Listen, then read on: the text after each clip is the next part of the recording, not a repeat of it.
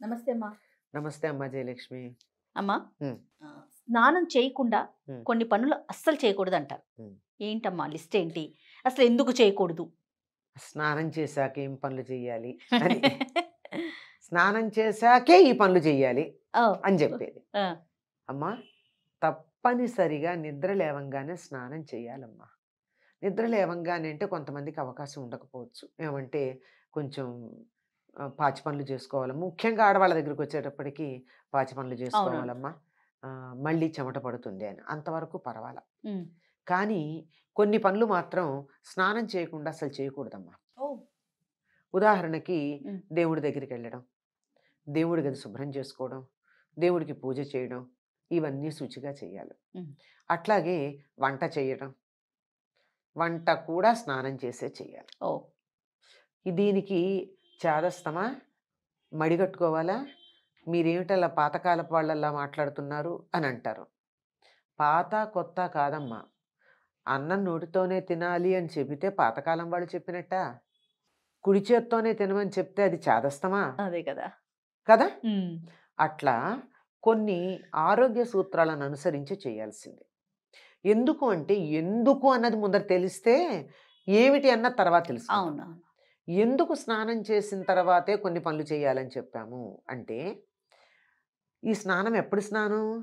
ఉదయం ఉదయం స్నానం, స్నానం. సాయంకాలంది కాదు.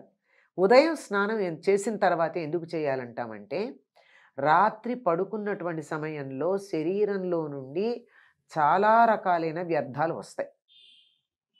కారణం ఏమిటంటే, నిద్రపోయేటప్పుడు మన శరీరం మన శరీరంలో జీవక్రియ, జీవ ప్రక్రియ, మెటాబాలిక్ యాక్టివిటీ అంటారు. అది చాలా వేగవంతంగా జరుగుతుంది. అంతేకాకుండా శరీరంలో మనకు కనపడనటువంటి లోపల ఉన్న అవయవాలు ఉన్నాయి కదా, ఉమ్. అవన్నీ శుభ్రపడతాయి. అవి శుభ్రపడేటప్పుడు ఏమవుతుందమ్మా, ఇల్లు చిమ్మితే ఏమవుతుంది, ఇల్లు శుభ్రం దుమ్ము వస్తుంది. చేసుకుంటే దుమ్ము చెత్త వస్తుంది. దాన్ని బయటపడేయాలా. అవును. ఈ పనే మనం పొద్దున్నే చేస్తాం కదా. మన శరీరంలో ఉండేటటువంటి అన్ని ద్వారాల నుండి, అన్ని రంధ్రాల నుండి వ్యర్థాలు వస్తాయి. ఆ, నోరు కడుక్కుంటాం, కళ్ళు కడుక్కుంటాం, ముక్కు కూడా కడుగుతాం, అవును. లేదంటే కనీసం స్నానం చేసేప్పుడన్నా కడుగుతాం. సరే, ఇతర ద్వారాలు తెలుసు, ఉమ్. మలమూత్ర విసర్జనలు అయిపోతాయి. కానీ ఇంకొకటి ఉంది, కంటికి కనపడనేది అత్యధికంగా ఉండేది, స్వేద గ్రంథులు. ఉమ్. ప్రతి రోమకూపంలోనూ ఒక స్వేద గ్రంథి ఉంది. దాంట్లో నుండి అనేకమైనటువంటి వ్యర్థాలు స్వేదం రూపంలో బయటకు వస్తాయి, చెమట ప్రతిరోజు రూపంలో. కూడా. ప్రతిరోజు ప్రతి రోమకూపం నుండి వస్తాయి. అందువల్ల ఇదంతా కూడా చికాగ్గానే ఉంటుంది. అదంతా శరీరం మీద పెట్టుకుని వంట చేస్తే ఏం బాగుంటుందమ్మా. శుచిగా ఉండి చేయాలని చెప్పారు. ఈ శుచికే మడి లాంటి పదాలు వాడారు. అది చాలా శాస్త్రీయమైనటువంటి పదమే కానీ నిత్యకృత్యంలో దాన్ని మనం దురర్థంలో వాడుతున్నాం. అవునవును. పొలానికి మడి కట్టారండి అంటే, మడి కట్టడం అంటే ఏంటి? ఏమైనా మడి బట్ట తెచ్చి కట్టారా? కాదు.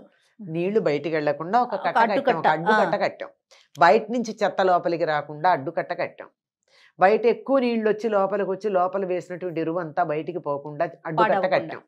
ఇట్లా దేనికది ఇటు నుంచి అటు అటు నుంచి ఇటు లీక్ అవ్వకుండా ఉండడానికి అవును. కట్టే కట్టకి మడని పేరు. ఆ, అట్లా కట్టుకోనే అర్థంలో వాడి అది ఇప్పుడు ఏదో చాదస్త పదంలాగా మనం వాడుకుంటున్నాం. అవునవును. కనుక మడి కట్టుకోని వాళ్ళు పదం వాడద్దు. హాయిగా స్నానం చేసి ఉతికి ఆరేసినటువంటి శుభ్రమైన వస్త్రం కట్టుకుని గనక వంట చేసినట్టయితే ఆరోగ్యకరంగా ఉంటుంది తినేవాళ్ళకి, వండేవాళ్ళకి బాగుంటుంది. అసలు స్నానం చేశాక ఎంత హాయిగా ఉంటుందమ్మా, అబ్బా, ఎంత ఒంటి మీద ఉన్న అసలు ఆ చెత్త అంతా కంఫర్టే పోతుంది. వేరు. ఆ సుఖమే వేరు. అందుకే ఎన్నో సందర్భాల్లో చికాగ్గా ఉంటే స్నానం చేయండి అని చెప్తాం. అవును. ఆ విధంగా స్నానం చేసి వంట చేయడం, స్నానం చేసి భోజనం చేయడం చేయాలి. చాలా మంది తినేసిన తర్వాత స్నానం చేస్తారమ్మా, ఫ్రెష్ గా ఉంటుంది. ఒకేసారి బయటికి వెళ్ళే వాళ్ళు కొంతమంది ఆ, మొత్తం పనులన్నీ చేసేసుకొని, టిఫిన్ అయితే టిఫిన్, లంచ్ అయితే లంచ్, వాట్ ఎవర్ ఇట్, ఉమ్, అది తినేసిన తర్వాత స్నానం చేసి అప్పుడు బయటికి వెళ్తారు. ఉమ్, అది నిజంగా ఇది అనారోగ్యాలకి, చాలా అనారోగ్యాలకు కారణం అమ్మ. చాలామంది నేను గమనిస్తూ ఉంటాను, నిద్ర లేవంగానే నోట్లో బ్రష్ పెట్టుకుని వంటింట్లోకి వెళ్ళి ఉమ్, అవును. ఒక స్టవ్ మీద పాలు, ఒక స్టవ్ మీద నీళ్లు పెట్టి వచ్చి బ్రష్ చేసుకుంటారు. పూర్తవుతుంది అప్పుడు. ఉమ్, ఆ తర్వాత కాఫీ తాగి అప్పుడు కుక్కర్లన్నీ పెట్టేసి ఆ తర్వాత కొన్ని పనులు చేస్తారు. అవన్నీ తీసేసి వంటంతా చేసేసి నీట్‌గా చాలా అందంగా టేబుల్ మీద సర్వ్ చేయడానికి నీట్‌గా పెట్టి అప్పుడు వెళ్లి స్నానం చేసొస్తారు. ఇది చాలా మందిలో నాకు కనపడుతున్నది. కానీ అది స్నానం చేసి వంట చేసి కావాలి అంటే మళ్ళీ కాళ్ళు చేతులు మొహం కడుక్కోండి. వేరే బట్టలు మార్చుకోండి. హ్మ్. అంతే కదా! బయటికెళ్ళాలంటే వేరే బట్టలు వేసుకుంటారు అవునవును. కదా! వేసుకుంటాము. ఈ పనులు చేసేటప్పుడు వేసుకున్న బట్టలు వేసుకోరు కదా! అంచేత ఆ బట్టలు వేసుకోవడానికి ముందు ఇంకో బట్టలు వేసుకుని వంట చేసుకోండి. హ్మ్. తేలిగ్గా ఉండేవి. హ్మ్. కానీ దీనివల్ల ఏమవుతుంది? మీరు ఇంట్లో వాళ్ళందరికీ కూడా ఒక రకమైనటువంటి అనారోగ్యాన్ని పంచుతున్నారు వంట చేసేవాళ్ళు. ఆడవాళ్ళైనా, మగవాళ్ళే. అవును. అందరూ ఆడవాళ్ళే వంట చేస్తున్నారని ఏం చెప్పొద్దండి. హ్మ్. మగవాళ్ళు చేసినా తప్పే. ఎవరు చేసినా తప్పే. తర్వాత మీరన్నట్టు తిని తిని స్నానం చేయడం. ఇది ఎట్టి పరిస్థితుల్లో చేయకూడదు. హ్మ్. కనీసం ఇది కంటికి కనపడట్లేదు ఈ శుచి. తిన్నాక స్నానం చేయడం అనేది చేస్తే మాత్రం అనారోగ్యం వస్తుందని ఆధునిక వైద్య శాస్త్ర పరిశోధకులు చెప్తున్నమాట. హ్మ్. ఎందుకు అంటే తినంగానే స్నానం చేస్తే ఏం జరుగుతుందమ్మా? మొత్తం రక్తం అంతా కూడా హాయిగా ప్రవహిస్తుంది. అవును. అందుకే మంచి వేడి నీళ్ళ స్నానం చేయంగానే స్నానం చేసి ఒళ్ళు తుడుచుకున్నాక చెమట పడుతుంది. ఆ! చాలామంది ఫ్యాన్ ఏసుకుంటారు. చాలా తప్పు. జలుబు చేస్తుంది దానివల్ల. స్నానం చేయగానే ఒళ్ళు తుడుచుకుంటూ ఫ్యాన్ ఏసుకుంటారు. వేసవికాలంలో చెమట అవునవును. పడుతోందని. దానివల్ల వెంటనే జలుబు చేసే ప్రమాదం ఉంది. ఓహో! అందువల్ల వేసుకోకూడదు. అంటే లోపల ఉన్న వ్యర్థాలన్నీ బయటకొచ్చేస్తున్నాయన్నమాట. హ్మ్. ఎలా వస్తున్నాయి? ఆ గోరువెచ్చని నీళ్లు పోసుకునేటప్పటికి లోపల ఉన్నటువంటి రక్తనాళాలన్నీ కూడా చక్కగా వ్యాకోచించి, రక్తం బాగా ప్రసరించి, వ్యర్థాలు బయటకొచ్చాయి. ఓకే. రానియండి ఏమవ్వదు. అవే ఆరతాయి. చక్కగా ఒంటికి ఉన్న బట్టకు ఆరిపోతాయి. అందులో ఈ వచ్చేటటువంటి చెమటలో వాసన గాని, వ్యర్థాలు గాని ఉండవు. హ్మ్. ఒట్టిదే ఉంటుంది. అవును. అప్పుడే స్నానం చేస్తాం గదా! అప్పుడే స్నానం చేసుంటాం గానీ వ్యర్థాలుండవు. లోపల క్లెన్జింగ్ మాత్రమే ఉంటుంది. ఓకే. కనుక ఇలా జరిగేటప్పుడు రక్తమంతా ఇలా అవుతుంటే నీకు అన్నం తినేసి వెళ్లి స్నానం చేస్తే ఏమవుతుంది? అది అరగడం బదులు రక్తాలే శుభ్రపడుతూ ఉంటాయి. అన్నం అలాగే బరువుగా ఉంటుంది. అది అరగడం అన్నది జరగదు. హ్మ్. అంతదాకా ఎందుకమ్మా? మోకాళ్ళ నొప్పులు రావడానికి కలిగినటువంటి కారణాన్ని అమెరికన్ విశ్వవిద్యాలయాల్లో పరిశోధన చేసి చెప్పినది విషయం తెలుసా మీకు? బాత్రూమ్‌కి వెళ్ళడానికి ముందు మంచినీళ్ళు తాగి వెడితే మంచిది. వెళ్ళొచ్చిన తర్వాత నీళ్లు తాగితే కిడ్నీలో స్టోన్స్ ఫార్మ్ అయ్యే అవకాశం ఉంది. ఓహ్! హుహు. సాధారణంగా మన వాళ్ళు ఏం చేస్తారంటే లఘు సంఖ్యకి వెళ్ళొచ్చి అప్పుడు మంచినీళ్ళు తాగుతారు. హ్మ్. హ్మ్. తాగి వెళ్ళాలి. ఓహో! రాంగానే తాగకూడదు. తర్వాత నిలబడి తాగకూడదు. ఆ! చాలామందికి మోకాళ్ళు నొప్పులు రావడానికి కలిగినటువంటి కారణం నిలబడి తాగడం. అందులో మనం చల్లని నీళ్లు ఫ్రిడ్జ్ దగ్గర నిలబడి సీసా తీసి ఫ్రిడ్జ్ తలుపు వెయ్యకుండా గడగడ తాగి అప్పుడు ఫ్రిడ్జ్‌లో ఆ! సీసా పెట్టి బయటకొస్తాం. అది ఒకానొక కారణం అని జెప్పి వాళ్ళు చెప్పిన మాట నాకెందుకో లాజికల్‌గా అనిపిచ్చింది. ఎందుకంటే నీళ్ళెప్పుడు కిందకెడతాయి గదమ్మా! ఆ!